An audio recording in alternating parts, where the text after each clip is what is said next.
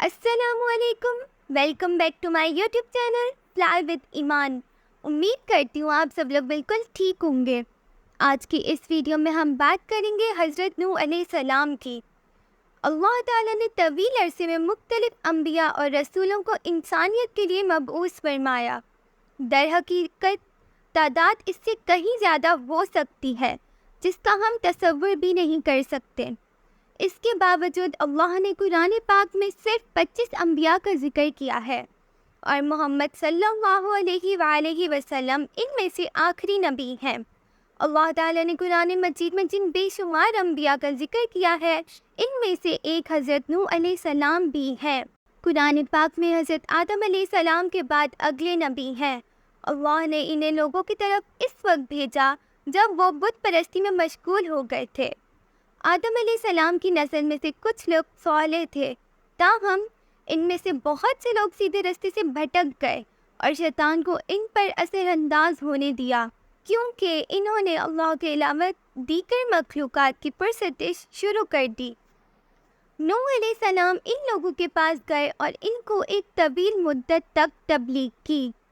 اللہ تعالیٰ نے قرآن مجید میں یہاں تک کہا ہے کہ نوح علیہ السلام نے 950 سال تک اپنی قوم کو تبلیغ کی، تاہم ان کی قوم اپنے کفر پر ڈٹی رہی، اس لیے ان کے لیے اللہ کا عذاب آیا جو واقعی ایک سخت مصیبت تھی۔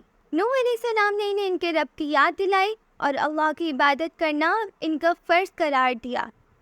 پھر نوح علیہ السلام نے انہیں دردناک عذاب سے خبردار کیا۔ اگر وہ اپنی بری عادتوں سے باز نہ آئے، وہ ان کی تجاویز پر ہنستے رہے تھے اور ان کی باتوں کو سنجیدگی سے نہیں لیتے تھے۔ انہوں نے بامشکل نوح علیہ السلام کی کوششوں کو تسلیم کیا۔ صرف کمیونٹی کے کچھ غریب اور کمزور لوگوں نے اللہ کی عبادت کی دعوت قبول کی۔ جب نوح علیہ السلام نے انہیں سرعام بلایا تو انہوں نے اور بھی بغاوت کی۔ وہ تو کانوں میں انگلیاں بھی ٹھوس لیتے تھے۔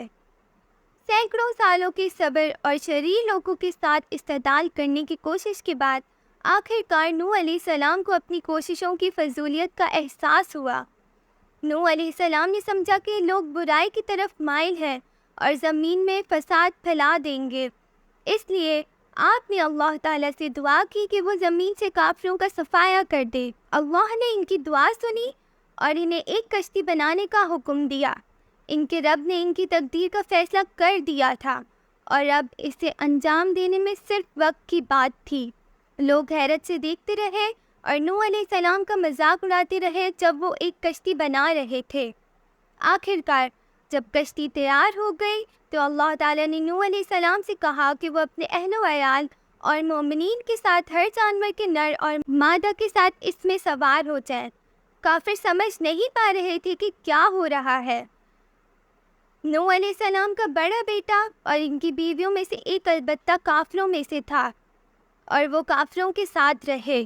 انہوں نے دعویٰ کیا کہ اگر انہیں ضرورت ہو تو وہ پناہ حاصل کر سکتے ہیں۔ لوگوں کی کشتی پر چڑھنے کے بعد اللہ تعالیٰ نے سیلاب کے دروازے کھول دیے اور ایسی بارش ہوئی جیسی پہلے کبھی نہیں ہوئی تھی۔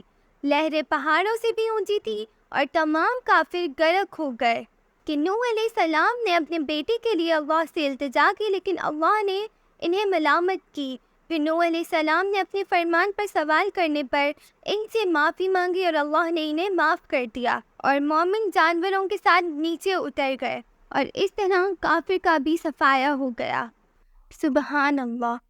اگر آپ کو ہماری یہ ویڈیو پسند آئے تو اس کو لائک، شیئر اور سبسکرائب کرنا مت بھولیے گا۔ جزاک اللہ۔